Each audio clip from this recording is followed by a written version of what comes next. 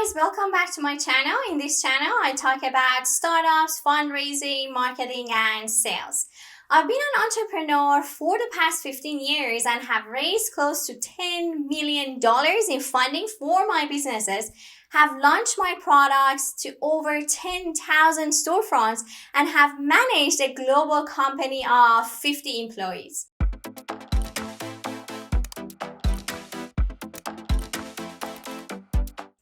If you are watching this video, it means you have either started your company, congratulations, or you have an idea and you want to start a business. This is really a great and exciting step. Not so many people have the courage to actually take this step towards building their dreams. According to NBC News, 84% of people said that they do not work on their dream job. So kudos to you for coming this far.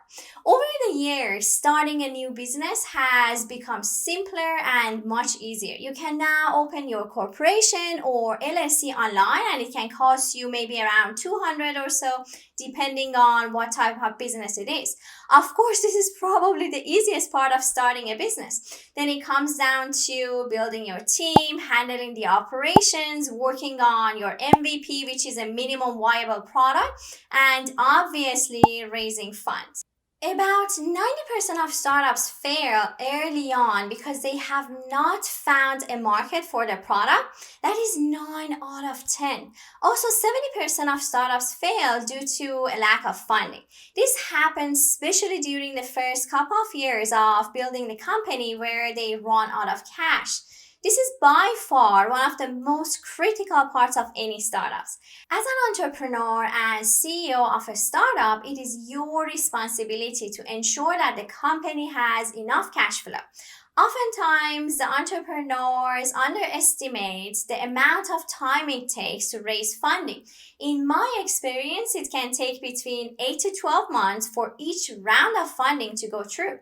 Some companies have reported it took them about 18 months to raise their first or second round of funding. If this is your first time fundraising and you do not have revenue, I highly suggest that you have cash reserve for about 6 to 8 months, both for the business and your personal expenses. I also highly recommend that you do not quit your job. Of course, some founders decide to have side hustles until they raise money. For example, I put a lot of money into the company and I also had some cash reserve for my personal expenses. But even with that, I really had a hard time keeping up with expenses for the business, for mortgage, operations, and so much more. For our first round of funding, it took slightly over 1 year. It was a very stressful situation because we ran out of money, but I worked on some side hustles like consultation and freelance work in order to keep up with the expenses. Bootstrapping. I am sure you might have heard the term bootstrap in the investment world many times. This means that the founders put the first funding and they do not raise money for a while until they build an MVP. This is a very difficult situation because you have to use your own money to fund your company, which means you may not have access to large cash. Many investors want to see that the founders put their own money and risk everything to build their company. This shows them that you are passionate and dedicated to your business and willing to take risks. The amount of money you need to bootstrap really depends on your startup and the MVP you want to build. There are some companies that they spend 20 to 50,000 to build a demo of their product, but some other companies, especially with a hardware product, spend 5 to 10 times more than that. Also, I want to mention that you do not need to pay everyone in the beginning. Actually, investors don't want to see that founders or the core team are taking big salaries at the very early stage. You can also bring team members and advisors onto your team by just giving them sweat equity. This means they earn stock option or shares in return for their work in the company. I'd say be careful how you structure your agreement with the team so that in the future you do not encounter issues. Friends, family, and fools round. Raising money from friends and family is one of the best options for early stage companies. These are the people who may want to support your business venture by lending or gifting funds to you. In some cases, friends or family may want to invest or purchase an ownership interest in your business venture. You can collect funds from a large group of people who have an interest in your success. Every year, 30 to 40% of startup ventures receive funding from friends and family. This group is known as friends, family, and fools. The reason fools are grouped into this category is because of the risk associated with investing in pre-seed venture. Generally, these are individuals that are not sophisticated investors. Rather, they invest in a foolish or fun manner. This means they do not have a lot of experience in your field, but they believe in you, and that's why they invest in you, not necessarily the idea. Normally, the amount you raise from these investors can be very small per check. For example, I have invested $500 to even $5,000 per check into each startup as their very early stage investor.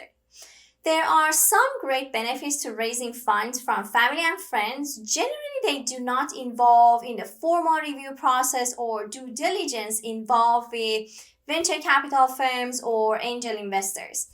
That is, friends and family are not going to conduct a serious and detailed review of your credit history or financials. They are also more flexible in terms of getting their returns back. But I also want to mention that you need to be careful what kind of friends you get the money from. If the business doesn't go well, this can ruin your friendship. You also want to explain the risk of investment very carefully so in the future they do not sue you. You must sign a formal agreement with them which also explains the risk and terms of the agreement. Do not do it on a handshake basis. Many of the early stage investors had gained actually significant return on their investment when they took the risk early on. As an example, if a family and friend investor invested $1,000 in Amazon in 1997, that would be over $2 million today. So make sure you also communicate the high return and reward to the investors aside from the risk. Named by Time magazine as one of the best inventions in education, ROYBI Robot is a smart learning system for kids. It teaches them languages, science, technology, and math. It comes with more than 1,000 lessons, games, songs, and stories. If you are looking for a learning companion that grows with your child, that teaches them skills beyond what they can learn at school, ROYBI Robot is what you need. Go to ROYBIRobot.com and use coupon YT10 to get a 10% off your first order. The link is also in the description. Accredited angel investors. Raising money from angel investors is a very exciting step. It means that you have completed the early stage of your company and you are ready to get serious investment. Most angel investors are considered high net worth individuals that can fund your project from $25,000 to even $1 million.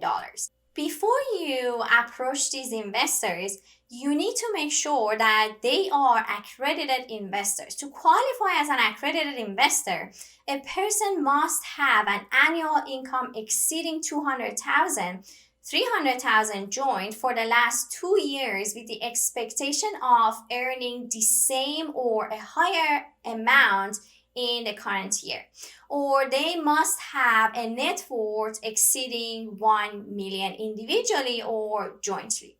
There are many places you can find angel investors. You can go to meetups where startups pitch and many investors attend. You can sign up on meetup.com, select your city, and browse the meetings. Another platform to find interesting events is Eventbrite. I've personally attended many of these before I can raise angel funding.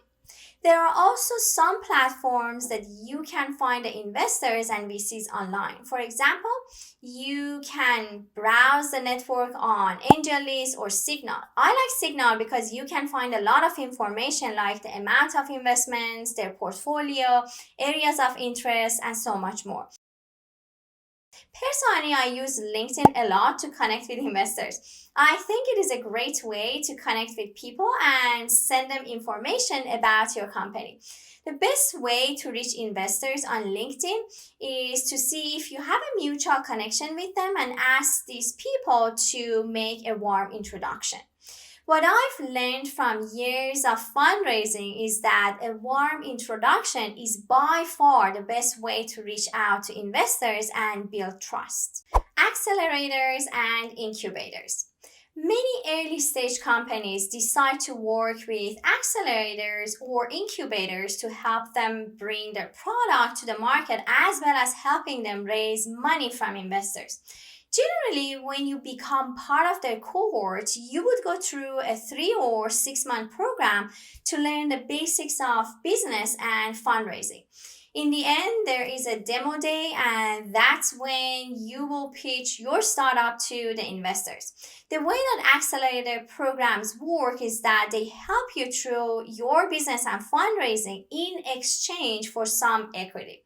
I've seen the percentage varies from 3 to even 20% depending on the program. Personally, I've participated in many accelerators. While I found it to be useful in some cases, it wasn't helpful in terms of fundraising.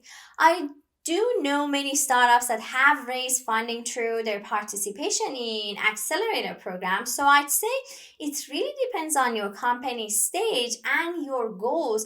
But accelerators and incubators are great ways to get you started with your business. Some great ones that I know are Y Combinator, 500 Startups, and Plug and Play. You don't need to be in Silicon Valley to get to their program. They accept companies from all over the world. I'll leave their website in the description so you can check them out. And just so you guys know, I am not affiliated with any of the mentioned accelerators. Crowdfunding. Crowdfunding is one of the great ways to raise funding or sell your products. These people will be like angel investors or early adopters for your product.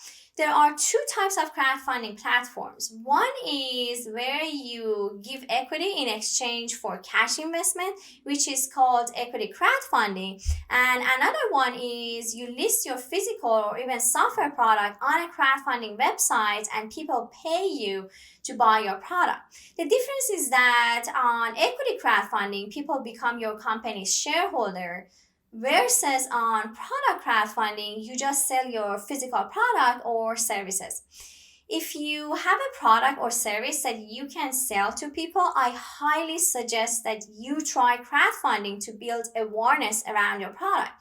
There are two platforms that you can do this on. One is Kickstarter and another is Indiegogo. There are some differences between how these two platforms operate, but ultimately they both do the same thing.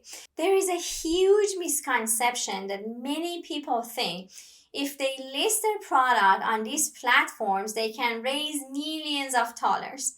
Well, of course, there are many products that have raised millions, but what you don't see is that the amount of work it takes to actually build this. When we launched our Indiegogo campaign, we spent about 5 months preparing our campaign. It was a very long process because we had to make sure that our landing page or product page is good. We spent a lot of money on creating a commercial video, and also we spent 3 months gathering over 20,000 leads for the campaign. So if you do not have some cash reserve, I highly recommend that you do not launch your campaign. I'd say you do need about 25 to 50,000 to invest in the launch of your campaign. This is also accurate for equity crowdfunding. You cannot just expect to launch your campaign and all of a sudden it goes viral. Also, based on my experience, I suggest that if you are using crowdfunding to sell your product, you do not look at it as a way to raise money, but just look at it as a way to create brand awareness. You still need to raise funding for operations of your company. Early stage venture capital firms. The last source I want to mention is to raise funding through institutional investors or venture capital firms. This is, of course, an exciting way to raise money because it gives a lot of credibility to your company. But not many companies are qualified to raise money from VC immediately. Generally, these firms look for early traction like paid users or some sort of sales in order to come in and invest your company. In rare occasions, some VCs do not require traction, but they need to believe in the idea and the team to execute it. I personally find it difficult and time consuming to raise money from VCs. I suggest that you raise from VC when you're looking for your Series A and above because you have built some traction and you have room to negotiate better valuation. Also, you should think about how much control you are willing to give away. Many of these VCs will ask for a board seat, voting rights, and probably preferred stocks. Whatever path you choose to raise funding, it is always exciting to build your company and grow it over time. Just make sure that you read the terms and discuss the risks and return with the early stage investors. Don't forget to subscribe to my channel, like my videos, and comment to hear more from me. Thank you.